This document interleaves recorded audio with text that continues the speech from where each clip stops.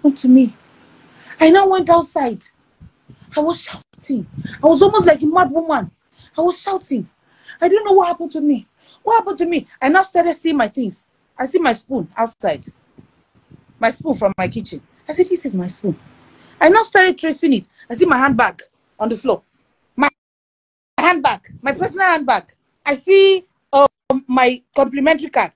They see my things. They surround the house. I see my things. They line them up round my house outside. My personal items. I've never had that kind of attack all my life. And they use red rope to tie every of my thing. Every of my thing. The spoon, the cooking spoon from the kitchen. They tie them. Red rope. Connect them to another of my item. Tie red rope. Connect them to another thing. Tie red rope. Surround my house. My people, things they happen inside this life. Uche Ogbodo don't come out, can't tell us her own side of story about all these things that this informal lady is saying about her. My people, this video is a must watch because I want you guys to relax and listen to Uche Ogbodo. Like, this lady really went through a lot according to this testimony that she gave in this video. Like, she was battling a battle. Hey, my people, this is kind of scaring. I want you guys to relax and listen to her and then judge for yourself if what Uche Ogbodo is saying in this video is connected to what Ifeoma said about her. My people, things they happen for this Nollywood, honestly. Let me allow you guys to watch the rest of the video and I will be right back. Everybody knows me, the goddess. Okay, guys, so this is Uche Ogbodo, Nollywood actress, film producer, businesswoman, hustler, numero un. Thank you so much. Thank you so much for that introduction. Okay, so at what point in your life would you say you encountered God?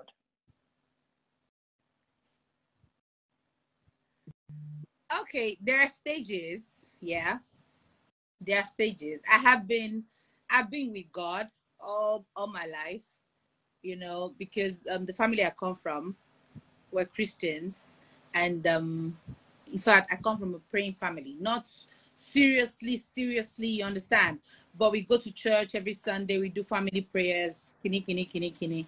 So I've always known God. I did my Holy Communion, my baptism, my confirmation, you understand? So all these things that strengthens your relationship with God as you grow, I had all that done, you know. So but personally, as an adult, when I started my own journey, that was when I turned 18. I left my parents' house at 18. I went to hustle on my own. And you know, my first approach was Nollywood. You know, that's after I left school. I just got into uni then. Then I was introduced to Nollywood. So Nollywood was my next family after secondary school. You know, so I saw so many bad things. I saw so much. Nollywood is a world of its own. As a young child that steps into that zone, you encounter so much. You'll be filled with so much. Like, you've been locked up in dormitory for so long, and you're just coming to a whole new world that you've never seen before. You see the good, the bad, the ugly. You see the fun. You see the people, beauty everywhere. You know, like so many people will say Nollywood is not God's place. It's the devil's place, honestly, because anything that has to do with so much worldly beauty is you know, people assume that the devil must be dwelling here. So if you want to spoil, you spoil. If you want to continue with God, you continue with God. So much happened to me as I carried on with my life till I got to Lagos, started making my own friends, started making my own decisions, got my own house, you know. So I have so many people in my life. And you know, my fame came really quick. As soon as I entered Nollywood, in a year, I got my first lead role, another bondage that took me, you know, shed my light everywhere. So many people, so many jobs, you know. I was doing good as per acting. So I had so much going on in my life. I had so many people in and out of my life, so many friends, so many bad friends, so many good friends. You know, so many things were happening. Then I started to think about life generally. The path that I was towing, was it the right path for me? Because there are things that come with ups and downs of life, disappointments and everything. You start to ask questions. Why is this thing like this for me? This is not normal. Is this the way it's supposed to be? Why am I having so many attacks? Why am I having so many disappointments? Why is this not going well for me? And this person is having it easy. You understand? You start to ask questions. Peradventure, I thank God before everything, the turnaround in my life, there's this woman of God I met. I don't know how I met that woman. I don't know if it was one of us, because there are so many people who know God in Hollywood as well. So I think it was one actor. I can't remember if it was Diamond or it was someone else that introduced me to that woman of God. So I met her. I started asking her questions. I told her so many things that was going on in my life at that time. And she told me, you know what? Your life is chaos. Chaos. The way I can see spiritually, your life is chaos. You need a lot of people to live your life. I said, how? She said, you have so many people, but you don't have no one. You're alone. You know, all that is going on in your life right now is just because of who you are. It's not real. It's not deep. These things are not deep. You understand? So you have to start cleansing. You have to start prayer. You have to go, was it 3 days drastic prayer and fasting? She said that I have to do it. How I will know that this prayer is going to work is when I start to see people live my life for no reason. You understand? That I'll see so many people disappear from my life for no reason. I said, okay, I'm going to do it. And you know then, Nicole, I had the biggest of the girls as my best friends. I had then Ibube Wambo as my best friend. I had them Empress. I was chilling with the biggest girls in Hollywood back then. You understand? We go to club every minute of the day. In fact, every day from Monday to Sunday, we're in the club. Me and Ugu girl, I don't know what thing they go club go do apart from dancing. You get? Other people get things they go do for the club. When me I don't follow, they do. So that life wasn't the life that I was seeing in my near future. That wasn't my destiny. I knew something was missing. So I said, okay, I'll go on this fasting and prayer. Let me see really if this woman is genuine. You know, so and one thing I was doing then, I was smoking then. I used to be a smoker. I smoked for like 1 year of my life, you know, complete 1 year. Back, you know, complete January to December. I smoked. That's the only time I ever smoked in my life.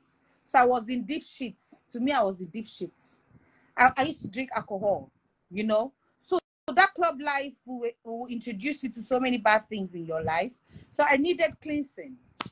So when I started that prayer like today, did the first day, did the night, did the midnight prayers and everything. The second day, on the morning of the third day, the PA that was working for me at that time, the girl that was working for me, I love that girl so much. She was living in my house with me. She just woke up in the morning and knocked on my door that she's going. I said, where are you going? Where are you going? By 5 a.m. in the morning. Where are you going? And she lives in Port Harcourt. Where are you going? She said she has to go. She's going. She can't work for me again. She cannot stay again. And she don't know this prayer how they do. She doesn't know. That's the first person that left my life. You get? That's the closest person to me. You get? I'm like, this woman told me that people start to live my life for no reason. And I love this girl. Like, she's like my sister. You know? We get attached to our PAs. Yeah, we do. Yes, she's like my sister. She lives in my house. She answers my calls. She does everything. My food, everything. She just said she's going. By 5 a.m. that she doesn't live here now. I say, okay, no problem. You can go. But it's too early. I can't give you money. And when I wake up, I'll send you money. How are you going to go? But who are you going? She don't want to explain. She said she wants to go. I say, okay. She left. Before you know it, some of my Nollywood friends started leaving me during that prayer. the ones that are closest to me, the ones that are very close to me, started having issues with me for no reason. This was the dusting that I needed at that time. You understand? You needed to sieve the products now so that shafts will go, so you will know the real essence. And that woman told me that the ones that stay after that prayer mean well for me. I started having issues, but then I already knew the background of the issue, so I didn't worry myself. The landlord I was living in his house, gone, started giving me hits. On the second day of that prayer, he came to warn me outside. He said, what am I even doing? That a young girl like me, I have a bright future. That I have a bright star. But that this God, every day I'm calling on this God, I'm disturbing them in this house every night. That this God is not going to save me when trouble comes from you. He said that to you? He said that to me, face to face. I said, what do you mean? He said, no, now, small children like you don't used to hear. They tell you something, you'll be calling God, God, God. When trouble comes, this your God will not come. I said, for real? Because I already now knew the word, I said to him, be mindful what you say, because the God that I serve answered by fire. And this God, now, if I call him now, Ogala Lord, this God go show. Don't try my God. He said, let me take you to where everything will be okay. You are a young girl, you're driving 2 cars, you're living in flats. This one. I said, no, don't worry, sir. As I know, after that man, I slept. On the 3rd day night, Nicole, on the 3rd day night, after my midnight prayer, and then during that prayer, when that prayer started, after the 1st day, I started having like heart problem. It was so much for me. I don't understand that kind of prayer. I've never done that kind of drastic prayer before in my life. I started feeling like I was going to have a heart attack any minute of the day. Do you understand? So that night, the third day night, I slept after praying. My heart was really so bad. I couldn't breathe. And you know, I have asthma. So I couldn't breathe. I held my Bible close to my heart. I slept on the floor of my parlor. I didn't go to my bedroom to sleep. I slept on the living room. I just slept with my Bible like this, close to my heart, because I felt like something was going on and I don't know what it is. And in these 3 days, so much happened there. You see that cigarette while they smoke? I don't remember that cigar again till the 4th day. Oh. So many things turn around that I know that God is alive. So when I now slept with my Bible, the next thing in the morning, I woke up. I woke up in the morning. My whole house was chaos. I opened my eye. Everywhere was scattered. All my furniture scattered. I said, what happened? And I slept in the middle on the floor. I said, who scattered my house? And I'm a very clean person. Very clean and precise person. So you get, I said, who scattered my house? I called my sister. Oluchi, my elder sister, she lives with me then. She came out. Her bedroom safe was scattered. I went to my room. My bedroom was scattered. What happened to me in the night? I don't know. Because I don't know what happened to me. I don't know who came into my house. I don't know. So I went inside my bedroom. I started looking for my things. My phone was just beside me here like this. I don't see them again. I went to my bedroom, my laptop, I don't see them again. My television, I don't see them. I was robbed in the middle of my sleep. I was robbed. Armed robbers came into my house and I didn't know. I just had my Bible. I was sleeping on the floor. No noise. I did not hear any noise. I don't know what happened to me. I've never seen that kind of thing in my whole life. My sister did not hear any noise. 2 of us were in the house. They ransack my house, break my burglary. You see my burglary like this, it be like we're white lion. Fear. I did not hear any noise. Hey! I said, God, what kind of thing is this? What happened to me? I now went outside. I was shouting. I was almost like a mad woman. I was shouting. I didn't know what happened to me. What happened to me? I now started seeing my things. I see my spoon outside. My spoon from my kitchen. I said, this is my spoon. I now started tracing it. I see my handbag on the floor. My handbag, my personal handbag. I see my complimentary card. They see my things, they surround the house. I see my things, they line them up round my house, outside. My personal items. I've never had that kind of attack all my life. And they use red rope to tie every of my thing. Every of my thing.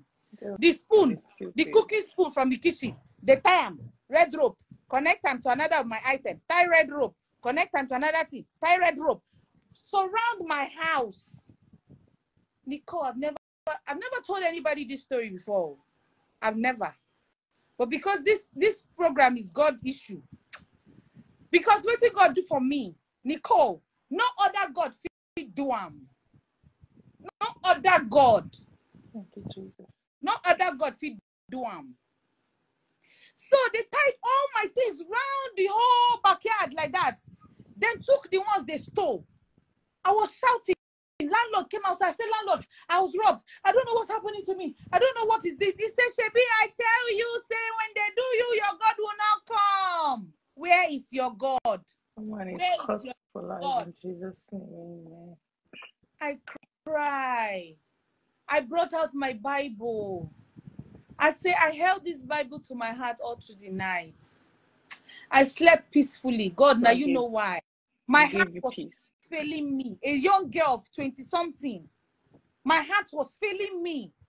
I've never fought spiritual battles in my life before. I came outside. I was so aggressive because I don't know. That was my turning point in relationship with God. I opened my Bible. I read some aggressive passages. Reminding God that you said you will never abandon me in the desert. You will never abandon me in the wilderness. That I've never seen that kind of wilderness in my life. As I read that part finish, Nicole, I started having a heart attack. My heart was like somebody was dragging my heart from my chest. Dragging my heart from my chest.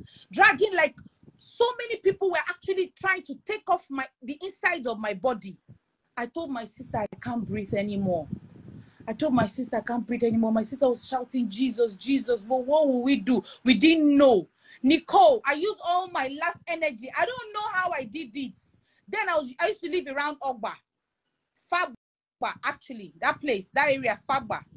There was a Catholic church behind me, behind my house. My sister told me, can we get to the church? Can we go to the church? I said, but this area, in the morning, everywhere is always blocked. Even if we enter, we'll go jam traffic. And my sister knows Sabi drive. I pick my phone. My close friends then, I called them, but they did not answer me. I called my sister. My sister she used to work with a magazine people like that. Encomium magazine. So I gave her Flavor's number. I used to be close to Flavor a bit back in the day. You understand? And then I gave her Flavor's number and Nonso Diobi, because they were the numbers in her phone. I didn't have any other number in my contact again because I lost my phone and my laptop. So nobody would have helped me. So I said, call Flavor. She called Flavor, no network. That morning, everywhere jam. Call my mama, call my papa, no network. Nobody, we could not get anybody. She managed to get Flavor one time. He said, Flavor, please come and save me. Come and help me. I don't know what was happening to me, Nicole. I was having a heart attack. My sister didn't know what to do. You understand? So nobody answered me. Flavor did not even, shake. Do like say, Uche is dying. Uche is dying. Flavor did not come.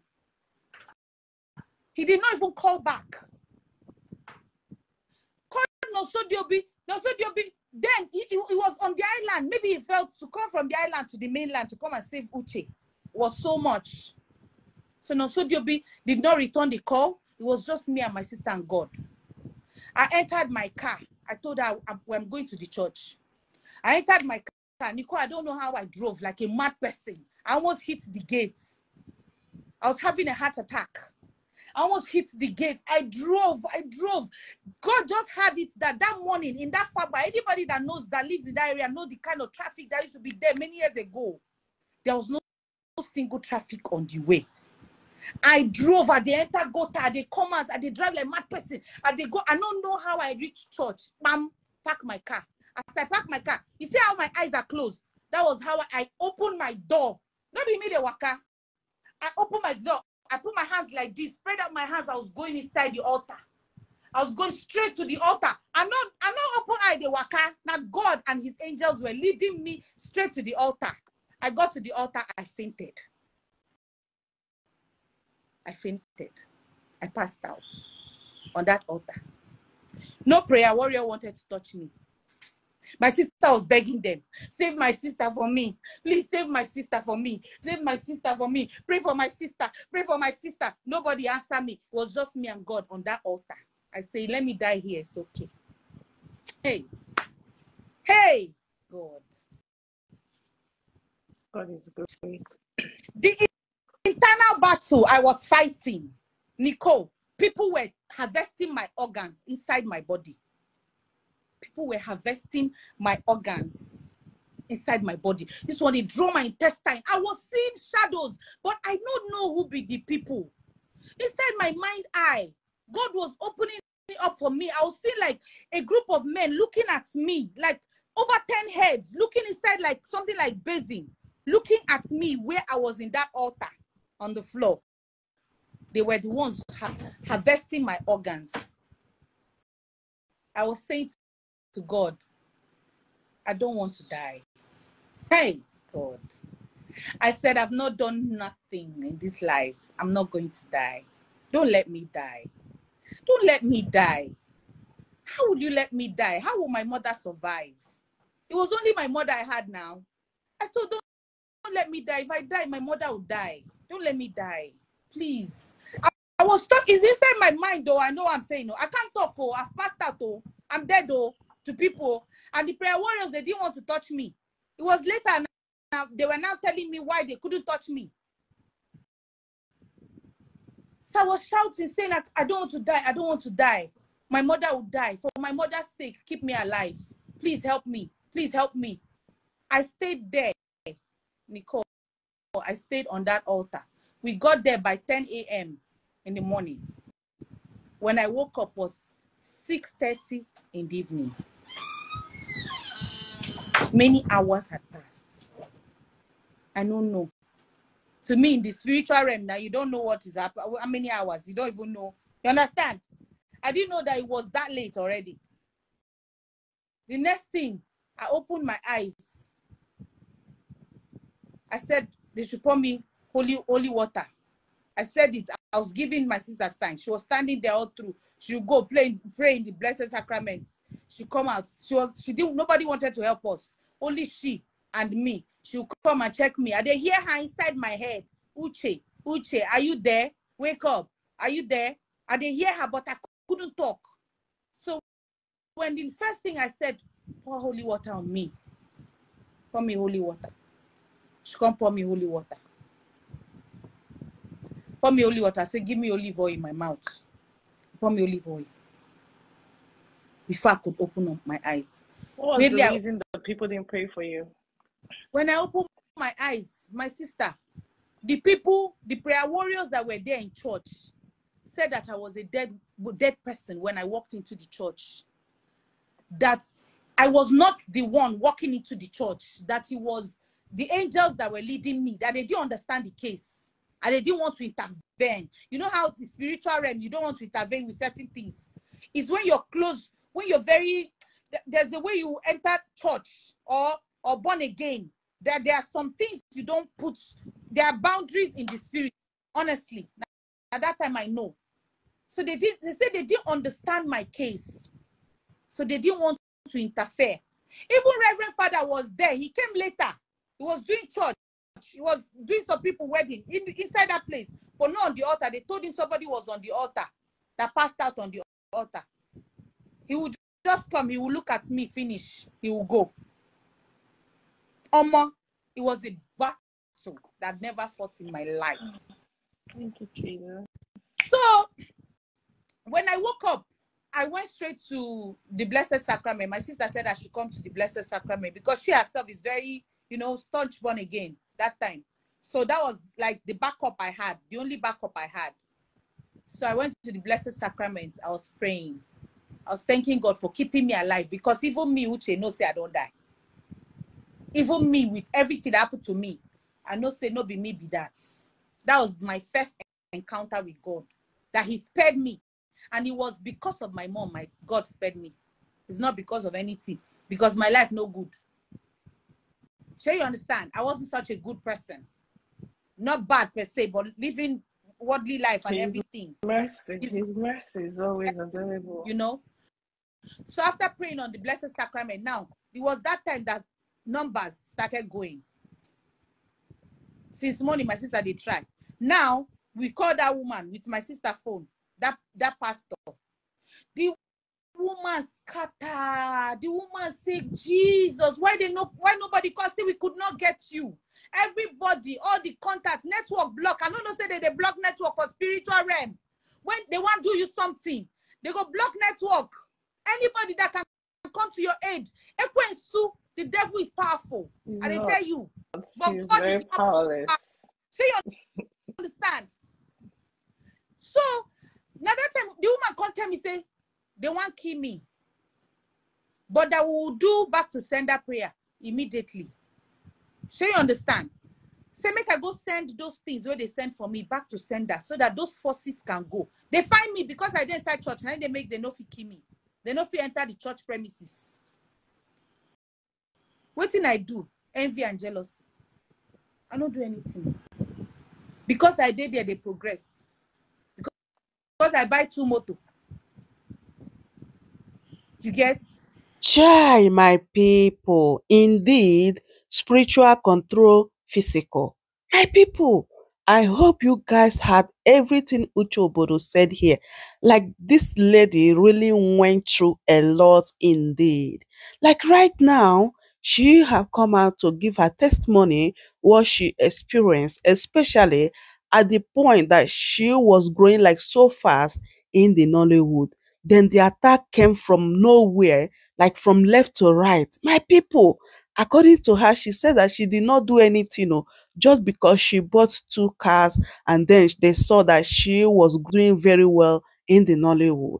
Then our question is this: who are those people in the Nollywood that are attacking Uche Ogbodo as well as this informer? My people, I hope this story is connecting together. I hope you guys are getting everything that is happening, which we believe that at the end of the day, the truth will prevail.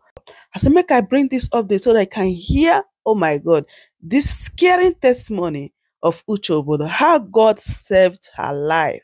My people, the story long go, but let me just cut it here. Maybe next time I'll bring the part 2 so that you guys can hear the whole story. Things they happen. Like things they happen. She confessed that her life then was not perfect, but God showed her mercy, and now she is close to God. So I would love you guys to leave your thought in the comment section. What do you think about this video? Do you think that this testimony connected to what Ifeoma is saying or have said about Uche Ogbodo? So my people, that is it. I will see you guys in my next one.